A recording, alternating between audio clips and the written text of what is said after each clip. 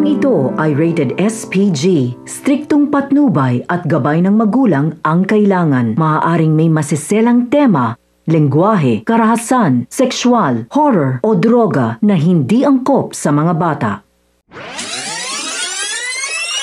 Kapamilya, narito ang pinakahuling kaganapan sa FPJ's Batang Quiapo.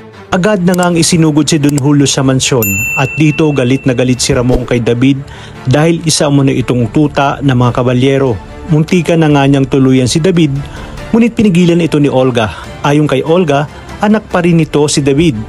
Tugon naman ni Ramon na wala siyang anak na tuta ng mga kabalyero at panigurado umanong kinakampihan nito si Facundo at Catherine. Agad ngang pinaalis ni Olga si Catherine nang makita nito ang sitwasyon sa mansyon. Maya-maya pa ay muling nilapitan ni David si Ramon at pinagpipilitan na wala siyang alam sa nangyari.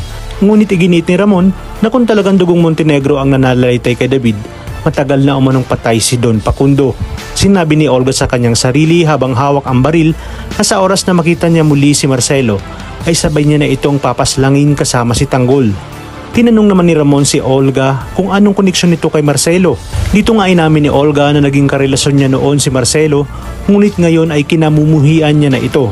Ayon kay Ramon, hinihintay niya lang na gumaling si Don Julio at uubusin niya ang lahat ng kabalyero pati si Marcelo makaraig. Iginit ni Olga na ibalato na sa kanya si Marcelo dahil gusto niyang pahirapan ito ng paunti-unti hanggang sa magmakaawa na lang itong patayin siya. Ngunit ayon kay Ramon, siya mismo ang papatay kay Marcelo dahil minsan nang pumalpak si Olga at sa kanya umano ireregalo kay Olga ang lasog-lasog na katawan ni Marcelo. Galit na galit naman na pumasok si David sa kwarto ni Catherine at sinabi nito na dahil sa lolo ni Catherine kaya natamaan si Don Julio. Kinuha niya ang cellphone ni Catherine upang hindi makatawag at saka nga ikinulong sa kwarto at pinabantayan sa kanyang mga tauhan. Kaya naman nag-aalala si Don Facundo dahil hindi niya matawagan ang kanyang apong si Catherine. Sa kabilang banda, labis naman ang pagsisisi ni Marcelo nang malaman niyang anak niya si Bubbles. Ipinangako niya sa kanyang sarili na sisiguraduhin niyang ipaghiganti niya ang pagkamatay ni Bubbles. Sinabi naman ni Olga kay David na tauhan ni Marcelo si Tanggol, kaya kinakailangan ubusin nila lahat ng kabalyero kasama si Tanggol. Ipinakita na nga ni Boss Divina kina Tanggol ang mga peking ginto na siyang ibebenta nila para sa kanilang negosyo. Habang sina Apo Manuel naman ay buo na ang loob na tanggapin ang inaalok na trabaho ni Tanggol dahil nga ginigipit na sila ng kanilang pinagkakautangan. Di na nga nagtagal ay dumating na sila sa mansyon ni Boss Divina. Hindi makakapayag si Tanggol na hindi malaman ni na Apo Manuel na peke ang mga gintong ibebenta nila. Kaya naman kakausapin niya si Boss Divina tungkol dito. Habang si Rigor naman ay pagsasabihan si Santino dahil hindi pa rin siya kinikibo nito.